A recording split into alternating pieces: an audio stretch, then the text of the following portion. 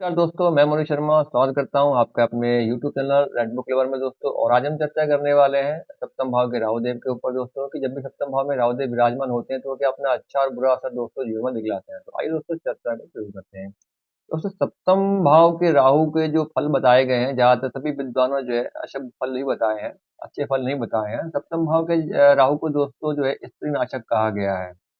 सप्तम भाव के राहु को जहाँ तक सप्तम भाव के राहु को दोस्तों जो है पिछले जन्म का एक तरह का श्राप ही माना गया है, या एक तरह का श्राप ही होता है। यहाँ पर जो है एक तरह शुक्र अपग्रहण का ग्रह बन जाता है। ऐसा जातक ने जो है पिछले जन्म में किसी स्त्री के साथ जब बुरा किया होता है, कोई घोर कष्ट दिया होता है या असहनीय पीड़ा दी होती है, किसी स्त्री का घर बर्बाद किया होता है या फिर किसी स्त्री का सतीत्व भंग किया होता है, जिसकी एवज या प्रायश्चित के रूप में जो है ऐसे जातक को सप्तम भाव का राहु प्राप्त होता है दोस्तों।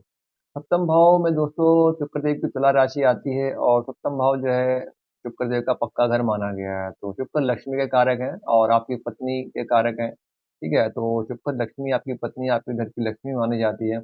अब यहाँ पे राहु देव जी शुक्र से शत्रुता करते हैं, तब वो क्या करते हैं, इसको कमजोर करते हैं, लक्ष्मी का धुआं निकाल देते हैं। राहु के यहाँ धुआं है तो अब वो लक्ष्मी का धुआं निकालेंगे, मतलब कि ऐसे जातक को जो है कहीं ना कहीं धन की कमी रहेगी।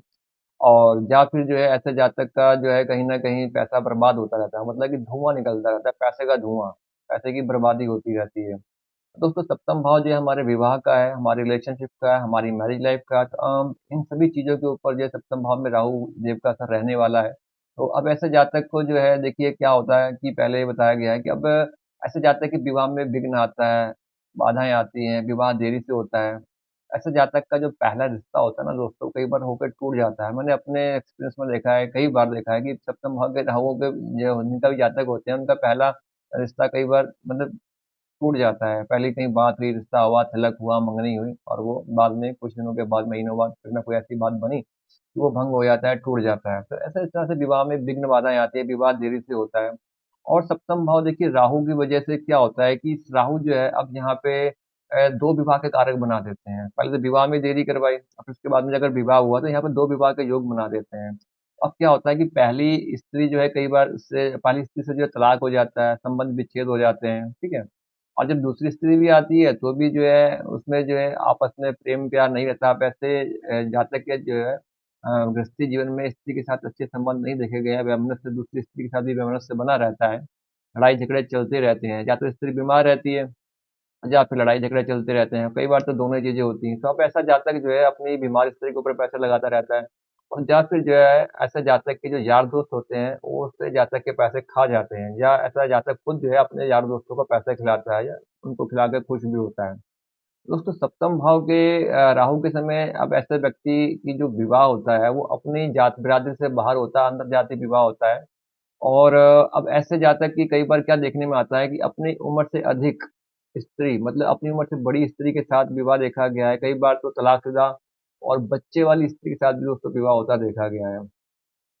सप्तम भाव में राहु दोस्तों कहीं न कहीं विदेश का कारक भी है, तो ऐसे जातकों के जब भी शुक्र के साथ संबंध बनते हैं, तो ऐसे जातक विदेश में जाकर के विदेशी स्त्रियों के साथ में भी जो है ऐसे जातक का विवाह होते हैं दोस्तों। इस तरह से जो है सप्तम भाव में राहु देव का दोस्तों जीवन में प्रभाव रहता है। दोस्तों सप्तम भाव में यदि राहु देव अशुभ होकर के बैठे हुए हों या पाप प्रभाव में हों, तो अब ऐसे कुंडली में अब ऐसा जातक जब यौवन अवस्था में होता है, तो अब ऐसे जातक को राहु देव जो है व्याभिचारी बनने के लिए अंतःप्रेरणा देते हैं। अब ऐसा जातक जो है कहीं न कहीं स्त्रियों के ऊपर जाकर के पैसा बर्बाद करता है या वेश्यागामी बन जाता है। मतलब कि वेश्याओं के पास जाना शुरू कर देता है, या स्त्रियों के ऊपर पैसा बर्बाद करता है, या स्त्रियों को बढ़िया-बढ़िया गिफ्ट लाके देता है। तो सप्तम भाव में अशुभ राहु होने के समय अब ऐसे जातक जो है परस्त्री गमन करते हैं, या ऐसे जातकों की विधवा स्त्रियों के साथ संबंध बनते हैं।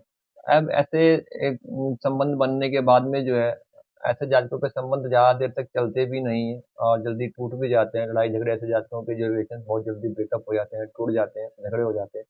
और सप्तम भाव राहु जब ऐसे संबंध बनते हैं तो गलत संबंध बनने के बाद में जब ऐसे जातकों के जीवन में बहुत समस्याएं आती हैं, उनके घर गृहस्थी के सुख बर्बाद हो जाते हैं, कारोबार में खराबियां आ जाती हैं, और यहाँ तक कि स्वास्थ्य में भी दोस्तों खराबियां आ जाती हैं।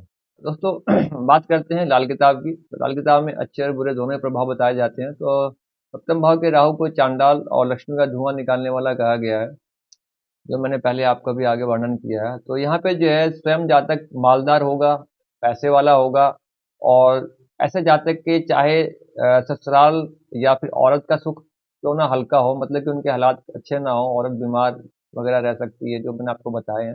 लेकिन अब ऐसे जातक का सूर्य जो है मंदा ना होगा। सूर्य होता है हमारा राज दरबार, हमारे कारोबार, हमारा नौकरी पेशा जो है उसके फल अच्छे होंगे, मतलब कि ऐसा आदमी जो है ऊंचे पद को प्राप्त होगा, मतलब कि अच्छी उसकी रेपुटेशन वगैरह होगी, धन संपत्ति के सुख होंगे। सप्तम राहु के समय अब ऐसा जातक का जो है अपने बुरे हालात में या तंग हाली के समय जो है किसी के आगे हाथ नहीं दोस्तों फैलाने पड़ेंगे।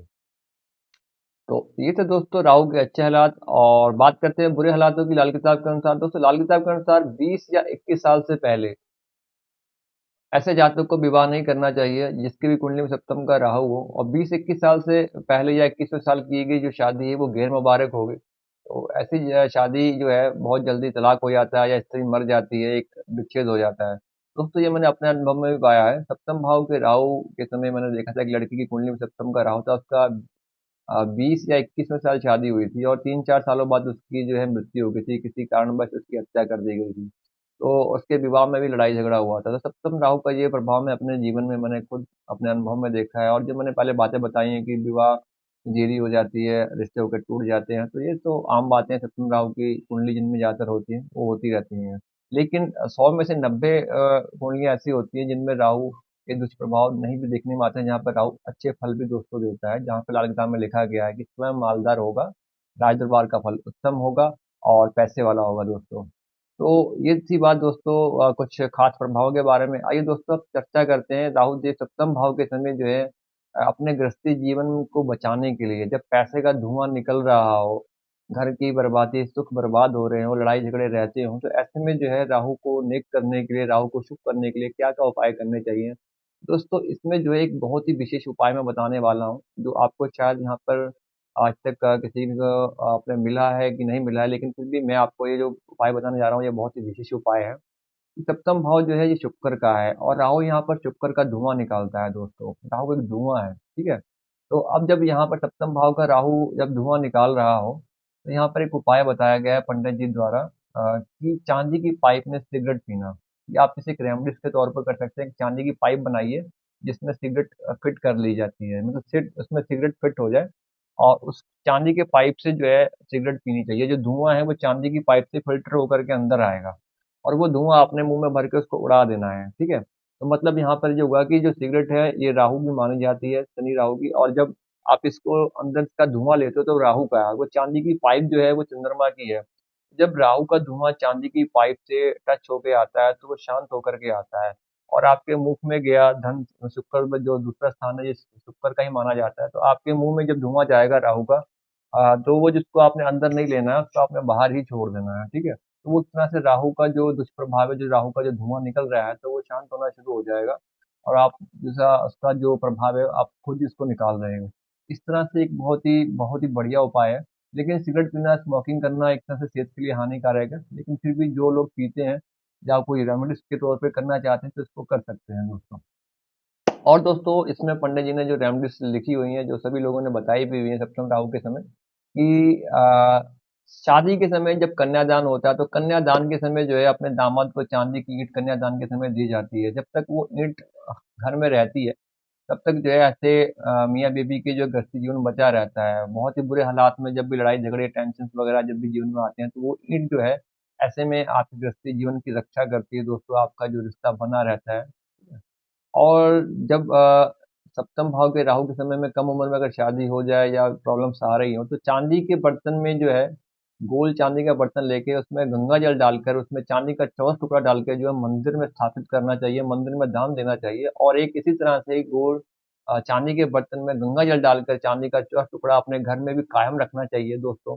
इससे भी जो है सप्तम भाव के राहु के दुष्प्रभाव जो है समाप्त होते हैं और नेक होता है। और यदि सप्तम भाव के राहु के समय बहुत ज़्यादा पैसे की बर्बादी या बरकत ना रहती हो, सप्तम भाव के राहु की एक और बहुत खराबी है दोस्तों कि सप्तम भाव के राहु में जो बरकत उड़ जाती है, पैसे की डिस्टेंस होती है, बरकत नहीं रहती है।